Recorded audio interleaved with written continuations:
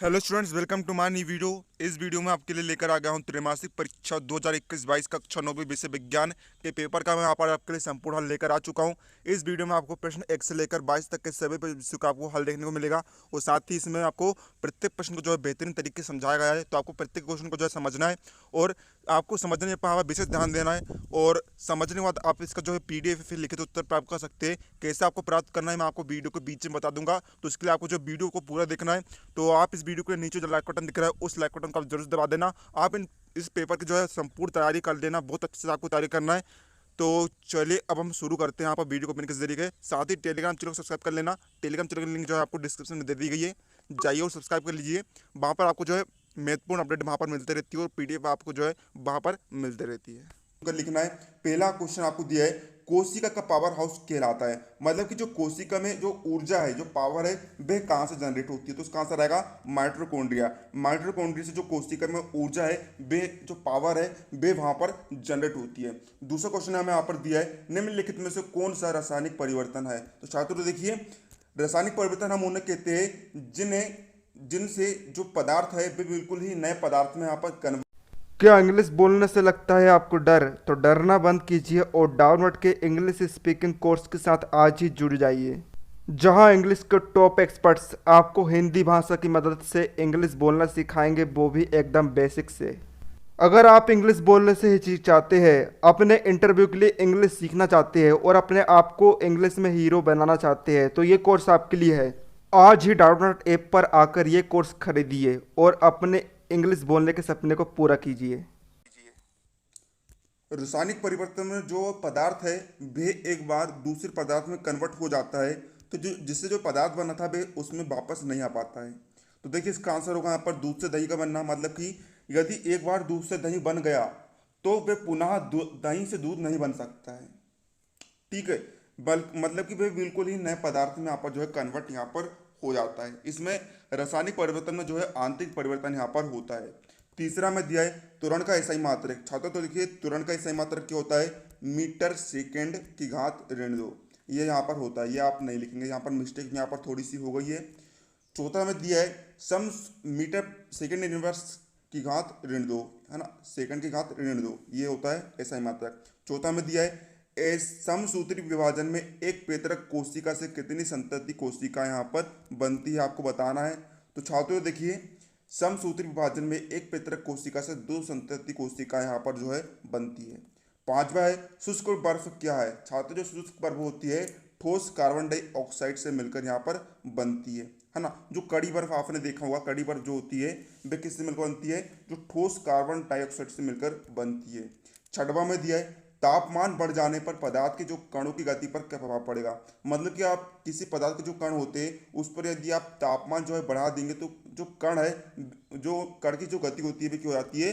तेज बढ़ जाती है। मतलब कि बहुत तेज यहाँ पर जो है चलने लगती है। सातवां में दिया है वाहनों में ईंधन के रूप में कौन सी गैस प्रयोग की जाती है? तो छात्रों वाहनों में ईंधन के रूप में सीएनजी गैस का हम यहाँ पर प्रयोग करते हैं। कंप्रेस्ड नेचुरल गैस का हम यहाँ पर जो है प्रयोग करते हैं। प्रश्न 2 में आपको रिक्त स्थान की पूर्ति करना है। पहला आपको दिया है परम शून्य का ताप का मान खालिस्तान होता है। तो छात्रों परम शून्य ताप का मान ऋण 273 डिग्री सेंटीग्रेड होता है। छात्रों जो वीडियो थोड़ा सा यहाँ पर लंबा हो सकता है क्योंकि मैं आपको प्रत्येक प्रश्न को जो यहाँ पर एक्सप्लेन कर रहा हूँ, तो आपको जो है पूरा वीडियो यहाँ पर देख लेना है यदि आपको समझना चाहते हो तो दूसरा हमें दिया है केंद्रक की खोज वैज्ञानिक खालिस्तान ने की थी। छात्रों केंद्रक की खोज जो वैज्ञानिक जो है रॉबर्ट ब्राउन ने यहाँ पर की थी। तीसरा में दिया है वेग परिवर्तन की दर। मतलब कि जो वेग में जो परिवर्तन होता है, वेग में जो परिवर्तन होता है, मतलब कि वेग में जो परिवर्तन होता है किसके कारण? समय के कारण। दर यानी कि समय, उस समय कहते हैं छात्रों त्वरण कहते हैं। मतलब त्वरण बराबर से होता है वेग में परिवर्तन बटे समय। चौथा में दिया है बल का एसआई मात्रक क्या होता है? छात्रों बल का एसआई मात्रक होता है न्यूटन। पांचवा में दिया किसी वस्तु का द्रव्यमान जो है, किसी वस्तु का खालिस्तान जड़त्व की माप होता है। तो इसका आंसर आएगा यहाँ पर द्रव्यमान। छठवां में दिया है क्रोमोसोम डीएनए तथा खालिस्तान के बने होते हैं। छात्रों क्रोमोसोम जो होते हैं डीएनए तथा प्रोटीन के यहाँ पर बने होते हैं। सातवां में दिया है संरचना तथा कार्य में समान कोशिकाओं का समूह ऊतक खालिस्तान कहलाता है। क्या कहलाता है छात्रों? ऊतक कहलाता है। आठवां ऐसे विभज्योतक ऊतक जो शीर्ष में पाए जाते हैं ना, जो शीर्ष में पाए जाते हैं हम उन्हें क्या कहते हैं छात्रों? प्राथमिक विभज्योतक कहलाता है। ये आपको यहाँ पर याद रख लेना है। तीसरा में यहाँ पर सही जोड़ी बनाना है, तो देखिए पहला आपको दिया है न्यूटन। तो छात्रों देखिए न्यूटन जो है उसने यहाँ पर गति के नियम दिए थे, तो उसकी जो सही जोड़ी गति के नियम यहाँ पर हो जाएगी। दूसरा कोशिका भित्ति जो होती है सेल्यूलोज की मिलकर यहाँ पर बनी होती है। तीसरा प्रकाश संश्लेषण में हरित लवक उपस्थित होते हैं। चौथा लोहे में जंग लगना क्या है, रासायनिक परिवर्तन है, मतलब कि यदि एक बार लोहे में जंग लग गया तो पुनः अपने ओरिजिनल फॉर्म में यहाँ पर कन्वर्ट नहीं होगा। पांचवा कोशिका का खोज छात्रों जो है रोबोट हुक ने की थी। छठवा चंद्रमा जो है वृत्ति गति करता है, मतलब कि जो है गोल गोल यहाँ पर घूमता है ना, गोल गोल घूमकर यहाँ पर गति करता है। सातवां वेग में कमी को हम मंदन कहते हैं। आठवां रुकी बस क्या होती है छात्रों, रुकी जो बस है विराम अवस्था में होती है ना, विराम यानी कि आराम वाली अवस्था में होती है, रुकी वाली अवस्था में होती है। तो ये आपको जो सही जोड़ी यहाँ पर हो जाती है। चौथा में दिया छात्रों, यहाँ पर आपको एक शब्द दिया फिर एक वाक्य में यहाँ पर उत्तर लिखना है। तो देखिए पहला आपको दिया है पदार्थ की वह अवस्था जिसमें आकार व आयतन जो है दोनों निश्चित होते हैं, है ना, मतलब कि देखिए उसे हम कहते हैं कि छात्रों हम उससे कहते हैं ठोस, मतलब कि जो ठोस होते हैं, जैसे कि देखिए मेरे पास क्या मोबाइल है, मोबाइल में जो आकार है वे निश्चित होगा, कभी भी बदलेगा नहीं, और जो आयतन है वे भी यहाँ पर जो है निश्चित होगा, हम इसे क्या कहते हैं छात्रों, ठोस कहते हैं। और जैसे कि द्रव, द्रव में आकार और आयतन जो है आकार आकार निश्चित नहीं होता लेकिन आयतन यहाँ पर निश्चित होता है। तो छात्रों आकार व आयतन जिसमें दोनों निश्चित होते हैं हम उसे यहाँ पर ठोस कहते हैं। दूसरा में दिया है नमक तथा आयोडीन के मिश्रण को किस विधि द्वारा पृथक किया जाता है। तो छात्रों नमक तथा आयोडीन के मिश्रण को ऊर्ध्वपातन विधि द्वारा पृथक किया जाता है।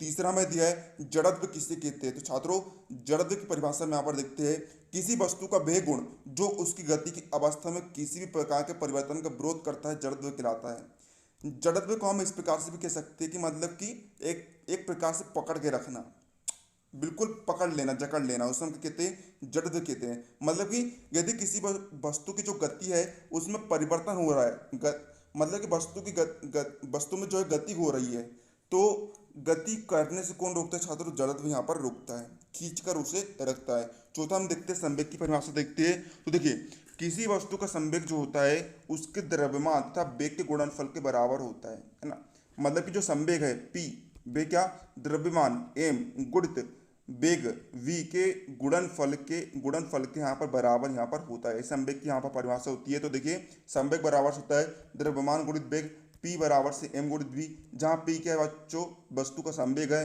m वस्तु का द्रव्यमान है और p क्या है वस्तु का वेग यहाँ पर है। संवेग जो होता है वस्तु के द्रव्यमान और वेग के गुणनफल के यहाँ पर बराबर होता है, ये आपको बिल्कुल रट लेना है। पांचवा में दिया है प्रोटीन का संश्लेषण कहाँ कोशिका में कहाँ होता है। छात्रों देखिए प्रोटीन का जो संश्लेषण है कोशिका में राइबोसोम नामक भाग में यहाँ पर होता है। छठवां में दिया है बिलियन किस प्रकार का मिश्रण होता है। तो छात्रों देखिए बिलियन जो होता है दो से अधिक पदार्थों के समांग मिश्रण होता है ना, मतलब कि दो से अधिक पदार्थ मिलकर के बनाते हैं बिलियन बनाते हैं। बिलियन में क्या होता है छात्रों, विलय भी होता है, विलय और विलायक यहाँ पर होता है ना, विलय और विलायक दोनों जो है मिले होते हैं। विलय मतलब कि जिससे हम घोल रहे हैं और विलायक मतलब कि जिसमें हम घोल रहे हैं।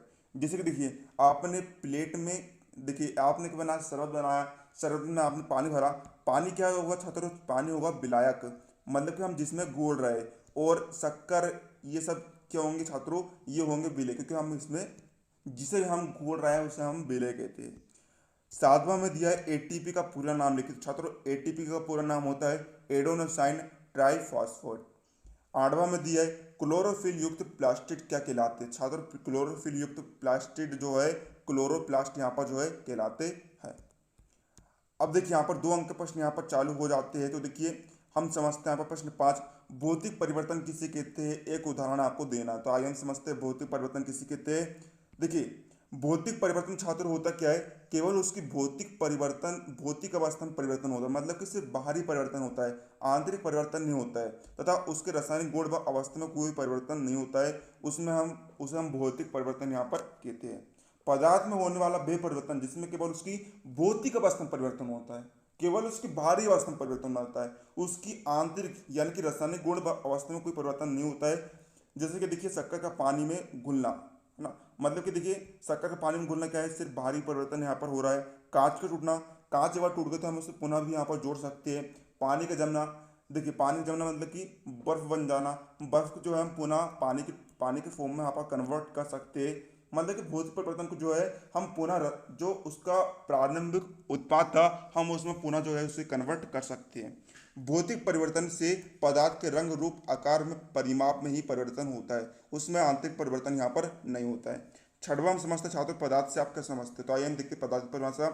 पदार्थ वे होते हैं जो एक ही प्रकार के कणों से मिलकर बने होते हैं तथा उस पदार्थ में मौजूद मौजूद सभी कण समान रासायनिक प्रकृति के होते हैं, जैसे सोना तांबा आदि। यानी कि देखिए छात्रों, आप किस में पढ़ रहे हो छात्रों, आप पढ़ रहे हो मोबाइल से। आप किससे लिख रहे हो, को आप किससे लिख रहे हो, पेन से लिख रहे हो। और आप किस में लिख रहे हो छात्रों, कॉपी में आप लिख रहे हो। ये सभी क्या छात्रों पदार्थ कहलाएंगे, क्योंकि देखिए इनमें जो कण होते हैं एक ही प्रकार के कणों से मिलकर बने होते हैं। जैसे देखिए मोबाइल की बॉडी किसकी बनी होगी, प्लास्टिक बनी होगी। पेन की बॉडी प्लास्टिक से बनी होगी। ये सभी क्या है, एक ही प्रकार के कण से मिलकर बने होते हैं। सभी जो वस्तु है वे क्या होती है छात्रों, पदार्थ होती है। आपको यहाँ पर याद रखना है, पदार्थ होते हैं एक ही प्रकार के कणों से मिलकर बने होते हैं। जैसे देखिए सोना तांबा ये सब चांदी सब क्या होते हैं छात्रों, पदार्थ यहाँ पर कहलाएंगे। पेन मोबाइल ये सब भी क्या है छात्रों, पदार्थ कहलाएंगे। हर वस्तु होती है पदार्थ यहाँ पर कहलाती है। सातवां में दिया छात्रों बेग एवं चाल में कोई दो अंतर यहाँ पर आपको लिखना। तो देखिए हम यहाँ पर देख लेते हैं बेग एवं चाल में अंतर। तो देखिए पहला आप कॉलम बनाएंगे चाल का, दूसरे कॉलम आप बनाएंगे बेग का। तो देखिए छात्रों चाल की परिभाषा में यहाँ पर देखते हैं किसी वस्तु द्वारा प्रति है ना। चाल मतलब क्या होता है, दूरी बटे समय। दूरी बटे समय मतलब कि कोई वस्तु जो है जितने समय में जितनी दूरी तय करती है हम उसे कहते हैं छात्रों चाल कहते हैं। मतलब कि किसी वस्तु द्वारा प्रति इकाई समय में तय की गई दूरी को वस्तु की चाल कहते हैं। जैसे देखिए कोई वस्तु जो है एक सेकंड में 1 मीटर की दूरी तय करती है तो उसे हम कहेंगे छात्रों, उसे हम कहेंगे उसके भाग को हम कहेंगे चाल। ठीक है। और हम देख लेते हैं यहाँ पर वेग, किसी वस्तु द्वारा एकांक समय में उसके विस्थापन को उसका वेग कहते हैं। विस्थापन मतलब कि किसी वस्तु का खसकना। जैसे कि देखिए आपने क्या करा, आपने एक पत्थर को उठाकर जो है दूसरे स्थान पर रख दिया तो ये क्या कहलाएगा छात्रों, विस्थापन कहलाएगा। विस्थापन जो होती है वस्तु खसक जाती है। तो मतलब कि वेग बराबर होता है विस्थापन बटे समय। जितने समय जो है वस्तु को जितने विस्थापन हो रहा है हम उसे वेग कहते हैं। दूसरा हम देखते हैं चाल जो होती है छात्रों, चाल जो होती है अदिश राशि होती है और वेग जो होती है सदिश राशि यहाँ पर होती है। अब हम देखते हैं छात्रों 8वां प्रश्न आपको दिया है, कोशिका को जीवन की संरचनात्मक एवं क्रियात्मक इकाई क्यों कहती है। मतलब कि जो कोशिका होती है वे जीवन के लिए आवश्यक क्यों होती है। तो देखिए कोशिका जो है सभी जीवों की मूल इकाई होती है, मेन इकाई होती है। इसकी रचना जो है अनेक कोशिका को द्वारा होती है। कोशिकाओं के कारण ही कोई कोशिका जीवित रहती है और अपने सभी कार्य करती है। इसलिए कोशिका को जीवन की संरचनात्मक और क्रियात्मक इकाई यहाँ पर कहते हैं। मतलब कोशिका जो होती है बहुत इंपॉर्टेंट रोल यहाँ पर प्ले करती है। अब अगला क्वेश्चन हम यहाँ पर देखते हैं, न्यूटन की गति का द्वितीय नियम यहाँ पर आपको लिखना। तो देखिए छात्रों हम देखते हैं द्वितीय नियम, किसी भी पिंड की संवेग परिवर्तन की दर। मतलब कि जो पिंड या फिर वस्तु है उसमें जो संवेग में जो परिवर्तन हो रहा है उस है ना, जितने समय में जो संवेग में जो परिवर्तन हो रहा है वे लगाए गए बल के समानुपाती होता है और उसकी दिशा वही होती है जो बल की होती है। यानी जब आप जो है इसे सोल्व करेंगे तो देखिए यहाँ पर जो समीकरण निकलेगा क्या निकलेगा, F बराबर से एम ए, जहाँ F क्या छात्रों F है बल, M क्या है द्रव्यमान और A क्या है त्वरण, है ना। संवेग परिवर्तन की दर जो है बल के समानुपाती होती है। प्रश्न 10वां में दिया है, लाइसोसोम को आत्मघाती थैली क्यों कहते हैं। तो छात्रों हम समझते हैं कोशिका के क्षतिग्रस्त या मृत हो जाने पर लाइसोसोम्स जो होते हैं फट जाते हैं और मुक्त एंजाइम्स अपनी ही कोशिका को पचा देते हैं। इस कारण लाइसोसोम को आत्मघाती थैली कहते हैं। मतलब कि जो देखिए यदि कोशिका जो है उस पर हानि पहुंचती है फिर मृत हो जाती है तो लाइसोसोम जो होते हैं फट जाते हैं और मतलब अपनी ही एक प्रकार से क्या करते था तो अपनी हत्या कर देते हैं। अपनी हत्या मतलब कि आत्महत्या भी यहाँ पर कर देते हैं और जो उसे जो एंजाइम्स होते हैं जो निकलते हैं मुक्त होते हैं अपनी ही कोशिका को जो है पचा देते हैं, मतलब कि अपघटित कर देते हैं। इस प्रकार जो है हम लाइसोसोम को आत्मघाती थैली यहाँ पर कहते हैं। 11वां में दिया टिंडल प्रभाव हमें बताना। तो छात्रों देखिए टिंडल प्रभाव हम देखते हैं, जब प्रकाश किसी कोलाइडी विलयन से होकर गुजरता है। देखिए छात्रों यहाँ पर जैसे कि हम ले लेते थे कि छात्रों एक बीकर में क्या रखा है छात्रों, कोलाइडी विलयन यहाँ पर रखा है, इसे हम कहते हैं कोलाइडी विलयन, समझ आना कोलाइडी विलयन।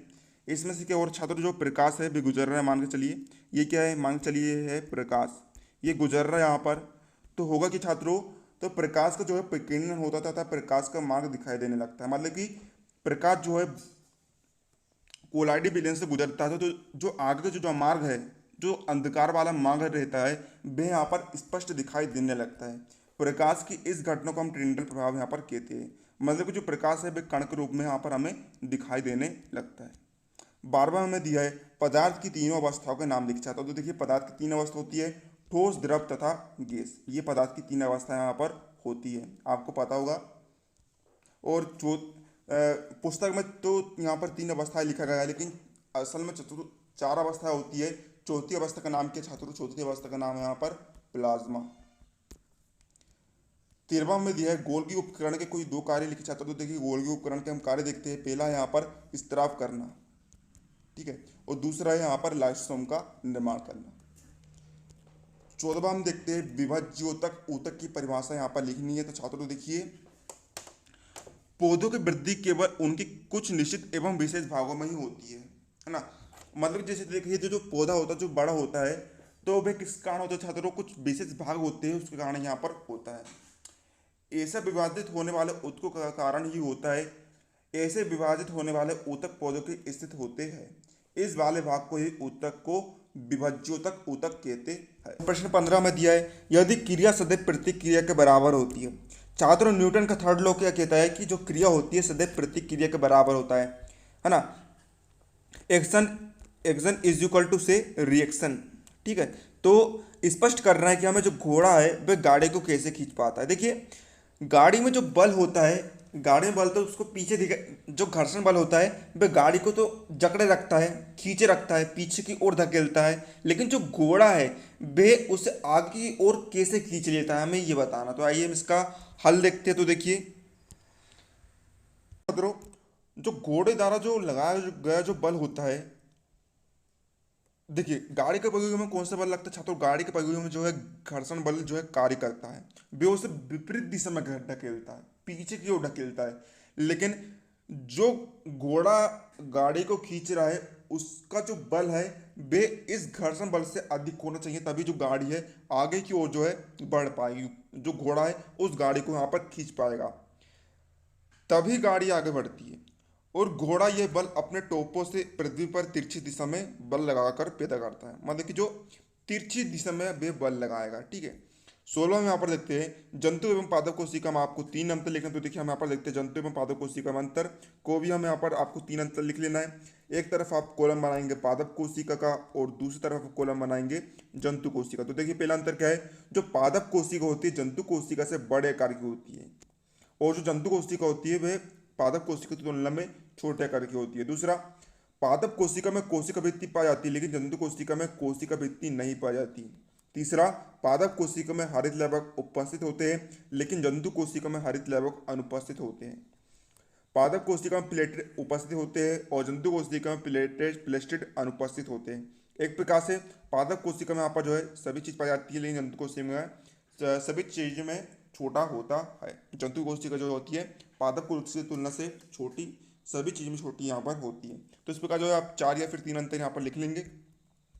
अगले में भी हमें यहाँ पर अंतर लिखना है, मिश्रण एवं यौगिक में कोई 3 अंतर लिखे। तो देखिए हम यहाँ पर देखते हैं मिश्रण एवं यौगिक में अंतर। तो देखिए छात्रों एक तरफ कॉलम बनाया आपने मिश्रण का, दूसरी तरफ कॉलम बनाया आपने यौगिक का, तो देखिए कोई भी 3 अंतर आप लिखेंगे। तो देखिए पहला में यहाँ पर देखते हैं छात्रों जो मिश्रण होता है, मिश्रण देखिए जैसे कि देखिए आप चाय बनाते हो, चाय में आप डालते हो दूध, चाय पत्ती, शक्कर, इलायची, ये सारी चीज़ डालते हो, आप स्वादानुसार उसे बनाते हो, आप किसी भी मात्रा में किसी भी अनुपात में आप उसे डाल सकते हो। मतलब कि यही क्या छात्रों मिश्रण है, चाय में जो है सब अवयव डाले हुए क्या मिश्रण है। तो देखिए जो मिश्रण होता है दो से अधिक शुद्ध पदार्थों को किसी भी अनुपात में हम मिला देते हैं, किसी भी मात्रा में मिला देते हैं, तो उसे हम क्या कहते हैं छात्रों मिश्रण कहते हैं। लेकिन जो यौगिक होता है, यौगिक एक शुद्ध पदार्थ होता है जो 2 या 2 से अधिक तत्वों को हम निश्चित अनुपात में, मतलब कि उसके जो फिक्स क्वांटिटी होती है उसको मिलाने पर ही हमें जो यौगिक प्राप्त होता है, मतलब कि निश्चित अनुपात में संयोग होने से बनता है। दूसरा हम देखते हैं जो मिश्रण होता है, देखिए मिश्रण में और युग्म में कई सारे अवयव मिले होते हैं, तो देखिए उसको जो अवयव होते हैं, अलग अलग जो तत्व होते हैं, उसको हम मिश्रण के तत्व को हम सरल यांत्रिक विधि द्वारा पृथक कर सकते हैं।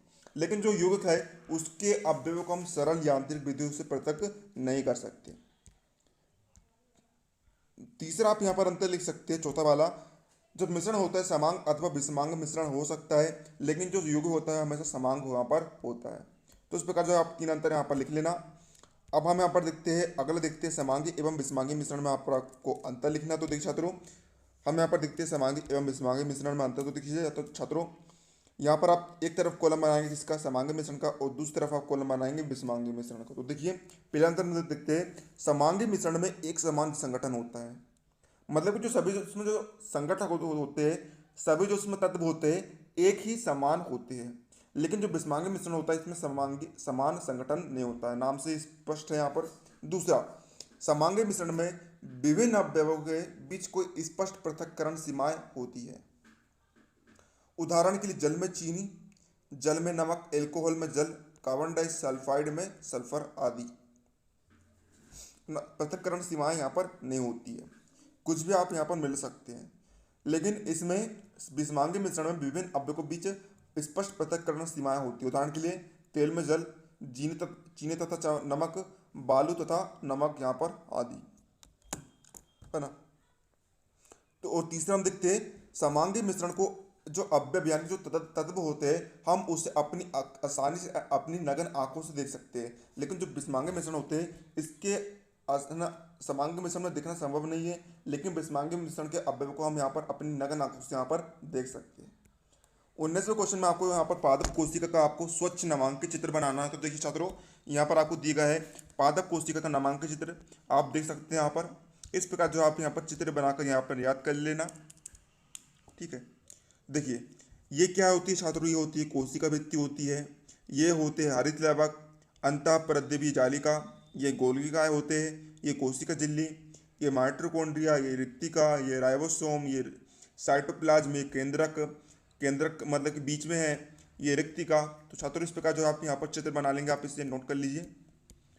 20वें में छात्रों हमें यहाँ पर गति का जो प्रथम समीकरण होता है b बराबर u प्लस ए टी, हमें इसकी स्थापना करनी है। तो देखिए छात्रों, हम यहाँ पर जो इसकी प्रथम समीकरण की यहाँ पर स्थापना करते हैं, तो देखिए छात्रों किस प्रकार से आप सोल्व करेंगे। देखिए छात्रों, सबसे पहले आपके लिखेंगे त्वरण की परिभाषा यहाँ पर लगाएंगे। त्वरण मतलब कि वेग परिवर्तन की दर, मतलब कि एक सेकंड में जितना वेग में परिवर्तन होता है हम उसे त्वरण यहाँ पर कहते हैं। मतलब कि a बराबर से वेग में परिवर्तन मतलब कि v यानी कि वेग, d यानी कि परिवर्तन मतलब कि वेग में परिवर्तन, बटे दर यानी कि समय में परिवर्तन मतलब कि सही है t है समय और d यानी कि परिवर्तन। तो देखिए यहाँ पर हम इसे तिर्यक गुणा भी यहाँ पर कर सकते हैं, मतलब कि a को गुणा dt से करने पर आ जाएगा यहाँ पर dt, और db को गुणा x से करने पर आ जाएगा db। तो देखिए हम इन दोनों को करते थे छात्रों, समाकलन कर देते हैं। तो देखिए छात्रों, समाकलन करने पर देखिए dv का समाकलन करते तो छात्रों देखिए समाकलन of u tends to v dv बराबर से फिर a इंटू डी टी का समाकलन। तो देखिए छात्रों 0 से लेकर t तक हम करेंगे। तो देखिए छात्रों, जो वेग है u से b बदलेगा तथा समय जो है 0 से 1 में बदलेगा। चूंकि जो त्वरण छात्रों क्या है, नियत है। तो देखिए छात्रों, यहाँ पर d इंटू बी का समाकलन होगा छात्रों, d इंटू बी का समाकलन होता है b, u tends to b। और देखिए a क्या है, कांस्टेंट है, ये बाहर निकल आएगा, अंदर बचेगा t, dt का समाकलन होगा यहाँ पर t, 0 टेंस टू t। तो देखिए छात्रों v u tends to b, यहाँ पर क्या आएगा छात्रों v माइनस u, यहाँ पर a into 0 tends to t, यहाँ पर t माइनस 0 यहाँ पर हो जाएगा। तो छात्रों देखिए v माइनस u बराबर a इंटू टी। तो देखिए छात्रों यहाँ पर b इज इक्वल टू से ए टी, यू के पास छात्रों का दाएं तरफ, तो यहाँ पर प्लस में यहाँ पर u प्लस हमें यहाँ पर हो जाएगा। तो छात्रों यही आपको जो है गति का समीकरण यहाँ पर हमें इस प्रकार प्राप्त हो जाता है। अब छात्रों 21वें क्वेश्चन हमें यहाँ पर दिया है, किसी कोशिका में केंद्रक की भूमिका हमें यहाँ पर स्पष्ट करना है। तो देखिए समझते हैं हम इसे, मतलब कि कोई कोशिका होती है उसमें केंद्रक की क्या भूमिका होती है, मैं यहाँ पर बताऊँ। देखिए छात्रों, कोशिका केंद्रकों में कोशिकाओं की अधिकांश आनुवंशिक सामग्री होती है। आनुवंशिक मतलब कि जैसे कि देखिए आपके जो पिता है, आपके पिता के तो गुण जो है आप में दिखाई देंगे, आपके जो गुण है आपके अपने पुत्र में दिखाई देंगे। इसे हम कहते हैं छात्रों आनुवांशिक। जो कई लंबे डीएनए अणुओं में सम्मिलित होते हैं, जिनके रेशे कई प्रोटीन के प्रयोग से गुणसूत्रों में संगठित होते हैं। इन गुणसूत्रों में उपस्थित जीन कोशिका का जीनोम होते हैं और कोशिका की प्रक्रिया को संचालित करते हैं। केंद्रक इन जीवों को सुरक्षित रखता है और जीन व्यवहार संचालित करता है। यानी केंद्रक कोशिका का नियंत्रण कक्ष होता है। पूरा केंद्रक एक लिपिड द्विपरत की बनी झिल्ली द्वारा घिरा होता है, जो केंद्रक झिल्ली कहलाता है, और जो केंद्रक के अंदर की सामग्री को कोशिका द्रव्य से पृथक रखता है। केंद्रक के भीतर केंद्रक आव्यूह कहलाने वाला रेशे का ढांचा होता है, जो केंद्रक को आकार बनाए रखने के लिए यांत्रिक सहारा देता है।